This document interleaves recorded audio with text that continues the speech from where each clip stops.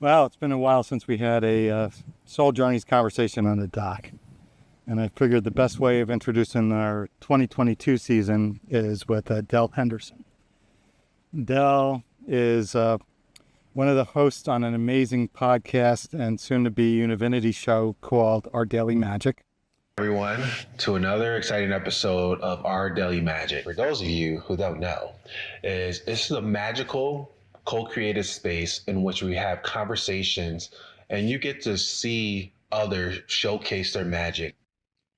He's also, we're down here filming some pilot episodes for a new show called True Essence. So for you, those of you who haven't seen Our Daily Magic, Dell is what we call a True Essence connector. He's fully in line with bringing the presence of divinity into his soul and seeing that in other people. And I will Dell tell you about what he does because I don't want to speak for him because it's amazing work.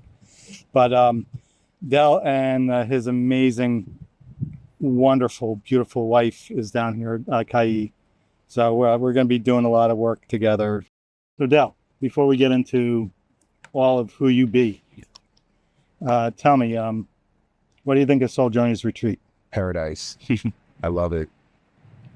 And just being able to come to a place like this, that's exactly what it is, retreat. Mm-hmm. Retreat from my city life that I was living and to be here, but all the different types of elements that are nearby, like this amazing dock with the amazing just view of the water, the fantastic fire pit that you shared, how you actually built it from the ground up, literally, and just this amazing view up there on the porch or out on this trail. I love it. You have something brewing that is unique. We all get busy with our lives, with society, with the notion that we have to be working all the time and creating something. Yeah. And in my view, creation comes with just communing with nature and feeling that presence. So I want to get back to what this week's episode of True Essence is about, and that's going to be the presence of God. The presence of source, universe, whatever you want to put the name to it, but the presence of God is everywhere. It's in the water, it's in the breeze, it's in everything. So when we're communing in nature, as we do here at the retreat center, we're communing with ourself, we're communing with our spirit, we're communing with divinity. So that brings me back to you and the True Essence connection. Why don't you tell me more about how you connected with that, who you are, and how you find this presence of God in your everything. So, True Essence connection to me is the connection to the formless, the formed, the connection to us at that formless version of us before we got here. And that formless is us when we're here in this physical world.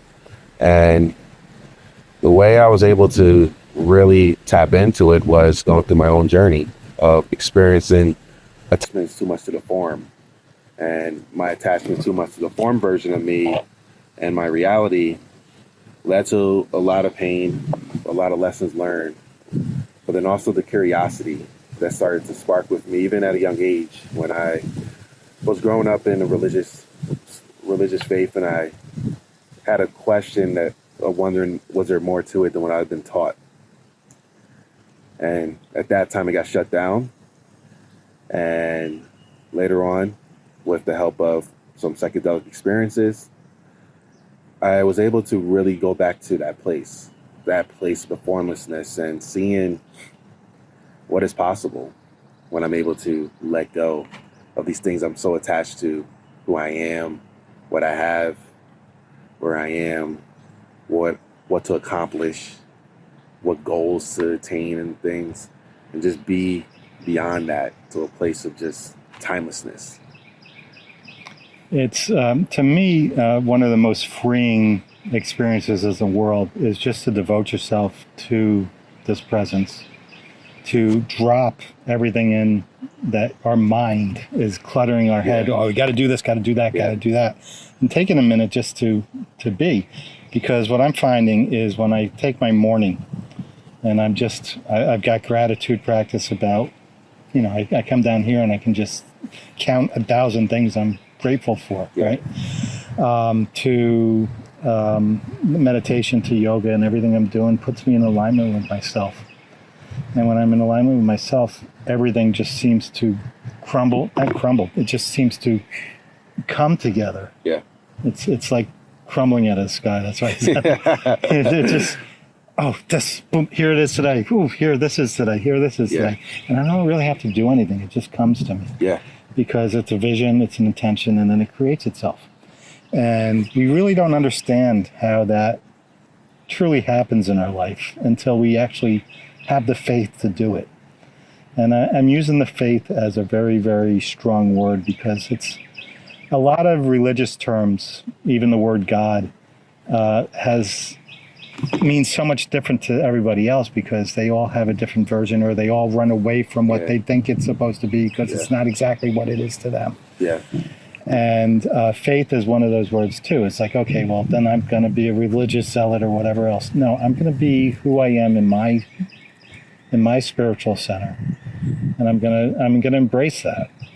And whoever wants to hear from me is going to hear from me, but I'm not going to push it on anybody else because I understand that their view may be a little different, and that's their truth. Yeah. And so I use the word faith as a synonym for the word truth.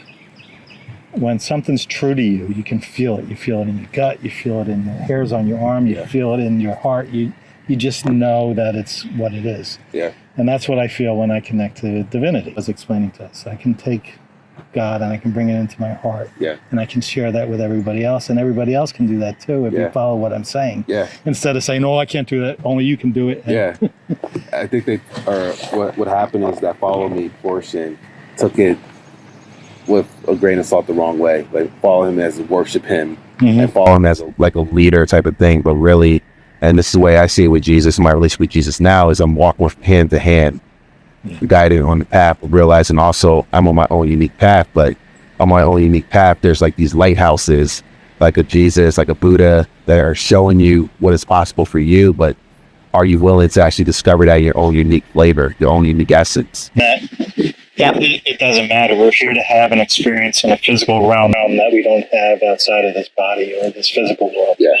And whatever that experience is what God wants to know. It's the mission that we're on. Yeah. And so nobody can tell me that my experience is wrong because it's a mission that I'm driven to do. Yeah.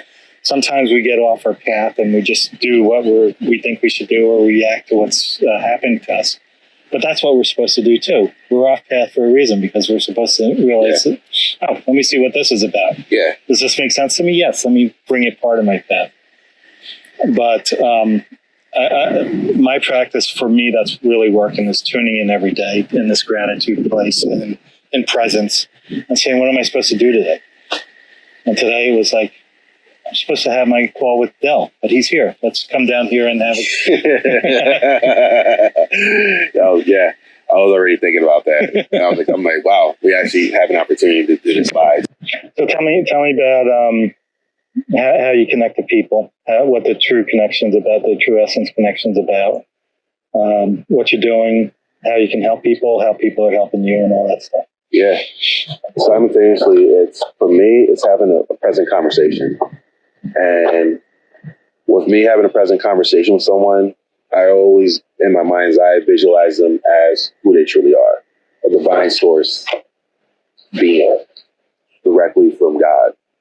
God in the form of them. That formless essence. And as a person, I'm having a conversation with them. And anything that steers away from that, what I help to do is just ask questions, direct them back to it. Asking them those questions that sparks that curiosity out of them. Especially when they're talking about in their forms, just like reminded me of being so attached to this form and thinking this is it, or this is who I am. These are my beliefs. This is it. And with these beliefs, they're causing me this suffering that's going on. So in my conversations, and I don't force it. This is just like you said as well. I don't force somebody to want to explore the essence of who they are, but I allow them to have a conversation. Unconditional, loving conversation. And the way that I see it and this how I play it is God having a conversation with God and responding how God would respond.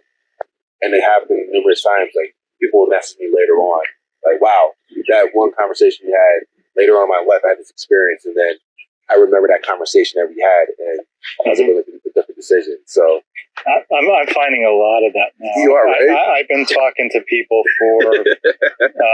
I kept things to myself. yeah, For until I was 44. well, 44 was my awakening year that I could. number. I mean, I've been attuned since as long as I can remember, 5-6 years old. I knew how the system works because I'm not connected like most people are. But when I kept it to myself because it was like, you're raised a Roman Catholic boy and you have a view of God that, there's a separation. You can't be part of that. Yeah. I was writing a book called I Am God. Oh my goodness. It turned out to be The Dream Painter, and it was one of the characters had that title for his book. But it was all about this whole understanding that we're here to be three bodies. We're a physical body, we're a soul body, and we're a divine body. And the physical body, with the ancient tantric way, is to embody Shiva or Brahman or Vishnu or whoever the god is that you want to bring into your presence. You embody that, and you let him experience this reality through your body, right? Or her, whoever. God is formless. It's not woman. It's not man. Yeah. It's energy. Yeah. And when we do that, we can see it. I can feel it. I get electrified. It opens me up. I can do it. When I see people, I see them in their soul space. And sometimes I'm communicating them in their body space. And there's a difference. There's a discord. There's a disconnect between them. And so their higher self is telling me, oh, yeah, you have to unleash this with them. And their lower self is that parts will open that up. Yeah. So I have to play the three-dimensional body and respect their wishes here. To try to let them see what their higher self wants them to understand and then move on or get out of a tough situation. Yeah, because that's why, in that realm, because it's a common agreement when it's coming through, like you're mentioning, I'm going to say it. And I'm saying that out of love. But also, I'm there to serve this person. So I'm not going to hold back the service for a person in that space that we agreed upon it. But then obviously, this is what I learned for myself is not everybody's ready for that. So if I'm having a normal conversation with someone like that, I'm not going to drop something like that deep on them that yet. But I would ask for permission and see what they say with that. You mind if I share something to you? And they say yes, then that's what I'm going to share. Yeah, that's pretty much what I've done. I see something. Do you want to hear it? Yeah. Do you want to take a look at that? Yeah. Yes. And sometimes it opens up a can of worms, and I'll say that beforehand. I had a couple up here a couple of years ago, and they were having resentment issues towards each other. And I saw that. I was working on it. I said, I can open this up if you want to take a look at it, but understand it's going to be a can of worms that's going to lead into it, because they were suppressing it, hiding it. I said, let me see it. And I opened it up, and it turned into an explosion. But that's what sometimes, and that's, to me, that's what the tantric life is. It's the same way you were talking about some mind-altering medications before. And so most plant-based medicines, like ayahuasca, it doesn't matter what you want. It doesn't matter how you want it. It's going to bring you what you need. Yeah. Right? And that's how I work. I bring it what I need, but I have to play that because I'm human and I'm not grandmother or grandfather. And they say, wait, you're throwing a lot of shit on. So I have to make sure they're ready for it. I have to make sure they're open for it. Yeah. But I don't sugarcoat things. I don't say, okay, well, we'll make this so it's something that you feel happy about, because sometimes you don't need to feel good about something. You have to look at it for what it is. Yeah, exactly. I was thinking, or as soon as you say that, it's like it's not meant for you to feel happy. It's meant for you to feel what's here in the moment. Yeah. Authentic. It's here. Be with it, and you are a catalyst to actually help that. When I was a kid, there was several jobs I wanted to do, and one of them always was a psychologist. But I can't be a psychologist because I can't I don't have the patience to ride through 20 years of okay, we're going to look at this one little piece of who you are. So when you're free of that, we can open up this little piece. I'm like, no, I want it all now. The whole spectrum. This is who I am in this moment. This is what I'm feeling. This is what I'm calling in. This is what I want to feel. This is what's preventing me from feeling it. This is how I can control it, or how I can be in alignment. Yeah, that's exactly how it goes with it. And that's why people, like, in my sessions, they say, like, oh, the session is like therapy on steroids type of thing. Because the therapist is so slow. And, like, for me, like, what I do is, like, I like to be like the water in the rock, and all the water's patient with the rock, but as soon as there's a crack in the rock, the water can be able to go into it. And the same thing with somebody, I'm present for the conversation, and slowly but surely that crack is starting to open up, and then right there, boom, we're gonna go right into the source of whatever they're bringing in the conversation, and then leads to transformations. And like you said, some people just like to be validated, some people like to just be heard, and also be able to speak authentically how they're feeling, and not to have that feeling of, oh my God, am I going to be shamed for this, or am I going to be judged, or am I going to be hit like I got hit as a kid if I express how I feel? And for them to actually be able to express themselves and still be loved and still be acknowledged, it's transformational with them. But then also they get to see from an adult's point of view about the situations that are going on, as opposed to looking at it from the eyes of a kid from those situations. And it leads to deep shifts. I'm just amazed at how this new realm of coaching, connection, spirituality has entered what has been 200 years of Freudian. You got to be like this way because this is what you're thinking of. And just awareness that's opening up in people. So we started the conversation in this realm, and I didn't finish it, of what I'm noticing, people coming to me now saying, you told me this, and I wasn't ready to receive it. And I've been talking, so I was quiet until I was 44, but I've been talking since I wrote a book, The Dream Painter, which had it all contained in it. And when I finished writing that in 2009, I started to really bring it out to people. And nobody was ready to hear it back then. And I'd say, oh, this is this. Oh, shut up. I'm tired of you telling me this. So then I had to get away from pushing on people. And now they're coming back. Remember, you told me this. Now I'm understanding it. Because there's a veil that's lifting up, and this consciousness is coming into people. And the people that have tuned in it to it are realizing this consciousness is the manifestation that's happening in real time. But to other people, it's like, oh, they're getting the glimpse of it for the first time. Same thing with energy. I work energy on some people, and they don't have a clue to what I'm doing. I work it on other people, and it's like, oh my God. What did you just do? You just lit me up.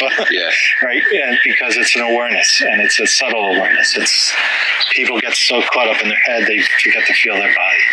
People who can feel their body can understand what they're turning into. You're speaking about energy, and this is something that actually got me curious, because I've been I watched a video, and they were talking about, like, oh, how did Jesus get all his powers and stuff like that, like how he did, or got more in tune to it. And they were saying something about a term called Shaktipat. So there's an Indian culture. There's a history behind it. There's a whole ritual behind it, and that's pujas and things like that are part of the Shaktipat and the devotional practice to the divine, to encapsulate the divinity, to see the divinity in the other person, to fully understand what's happening. It's what you're doing. It's what I'm doing. We're not calling it Shaktipat. We're calling it God's presence. We're calling it channeling. We're calling it embodiment, whatever it is. But it's all Shaktipat. And it's, I met a Swami who did a Shaktipat on me. And he's doing it. I'm like, oh my God, he's doing what I do to people. That's what I was pulling out as he's pulling stuff out of my third eye. And I'm like, oh my God, this is exactly what I do.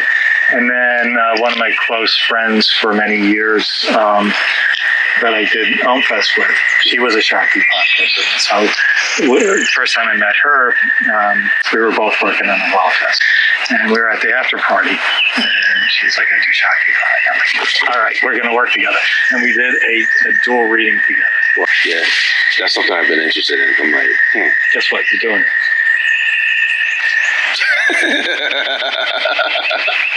I never even like brought awareness to like that I'm doing it.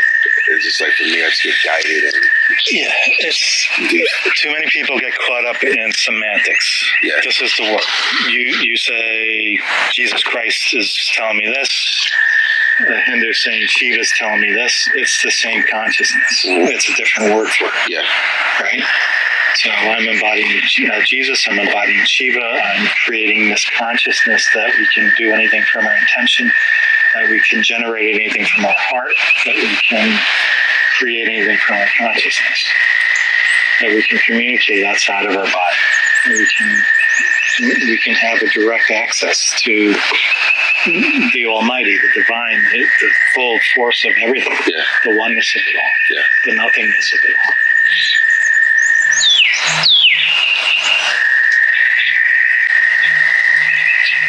Yeah. Okay. This year you're going to be in a movie. Yeah. And it's going to be released. You're going to have your own TV show. You're going to bring your podcast to a bigger aspect. What's going on with your life, with your family, with your creations? What else? Those are things that I've been dreaming about happening, and now to like actually talk about it, it's happening now. But another thing is, and this is what Kai and I wanted to do as well, and this is simultaneously synchronistic that we're here, is we wanted to get a place to have a retreat center as well up in New Jersey.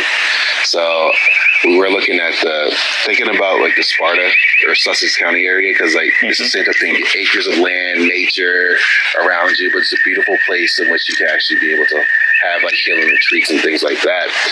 So that's another thing that is coming to fruition for this year, creating that, and the pieces are coming together for doing that as well. So what was coming to me in morning meditation is this is a place for you and Kai to bring people to too. It's a little more of a hike to get from New Jersey to Virginia. But if you have some clients you're working with that you want to have this experience, give us a call. We'll come down here, we'll create something together. You guys can do it on your own, or we can do it as a group. Yeah. And definitely group ones too would be amazing, because like we all have our own unique magical powers with this. And so one of the areas I'm playing with, and we're going to do a little bit this week, so tonight and then tomorrow will be a different way, is what we call these soul journey parties. Yeah. So on Friday, we're going to go to somebody else's event. She's part of the Soul Journeys group, Mary Dell. And she does this amazing Akashic work where she brings people into the space. And while we're in that space, we get into groups and we start talking. Wow. And so what I do is I do my work on top of her work. Wow. And I'm bringing other people like you and Kai and Donna who do this work too. So when we're integrating with people, we're taking Mary's setting the table, we're taking it here, and then the person's reacting because we're dealing with people who get it. And it's just creating this amazing magical place. Yeah. So I've been talking this week, it's called concentric circles, right? So I started in New York, doing these journey parties. Yeah. I started going there doing my Tantra 40. Wow. And it started spreading out of the people I was connecting there, because at a journey party, people, it could be cacao, it could be a plant-based medicine, it could be nothing but a meditative session. Yeah. And people are tuned into the energy. Uh-huh. Like if somebody's just coming to me for energy work, they're a little nervous. What is he going to do? And there's a nervousness there. If you're in a relaxing party atmosphere,